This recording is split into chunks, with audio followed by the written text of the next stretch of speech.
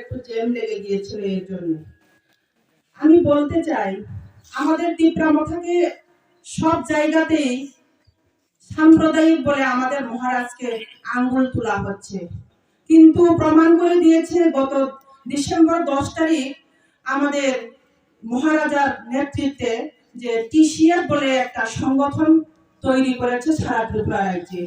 তাতে আমার কমলপুর 45 কনস্টিটিউয়েন্সি একজন আমার বিশ্বজিৎ মজুমদার স্যারও এখানে মেম্বার হিসাবে এখানে কাজ করছেন।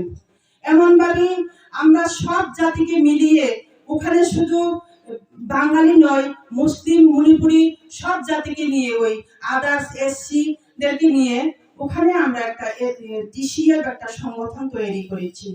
এর জন্যই এখানে কোনো ভয় বৃত্তি কোনো কিছু করার কোনো কারণ নেই, কারণ আমরা সব মিলিয়ে একসাথে কাজ করব মহারাজের যে একতা বদ্ধতা আমরা রক্ষা করার জন্য।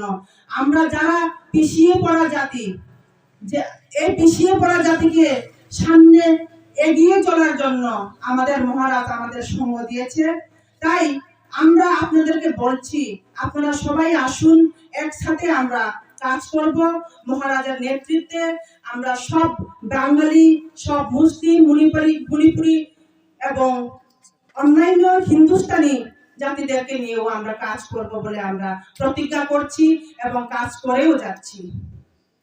তাই আমি বলতে চাই বিজেপির যে নেতৃত্ব আমাদেরকে যা যা দিয়েছে, সরকার গঠন করার পর 2018-তে বিজেপি আইপিএফটি সরকার গঠন করেন।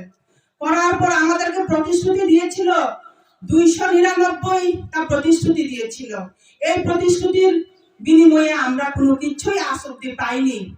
আমরা আসতে গেলে যে রাস্তাঘাটের যে প্রবলেম, পানীয় জলের প্রবলেম, ইলেকট্রিসিটির প্রবলেম, বাড়িঘর আমাদের এখনো ঠিক মতো হয়নি, কোনো কিছুই হয়নি। এমনকি বিধবা ভাতা যারা পেয়ে থাকতেন ওদের নামও কাটিয়ে দেওয়া হয়েছে। একজনের কান কাটে কি আরেক জায়গায় কান লাগিয়ে এই বিজেপি সরকার জোড়াতালি দিয়ে চলছে, এই সরকারকে গঠন করছে। তাই আমি বলতে চাই আমরা আর এই বিজেপি সরকার চাই না, বিজেপি সরকারকে আমরা হাতিয়ে দিতে চাই।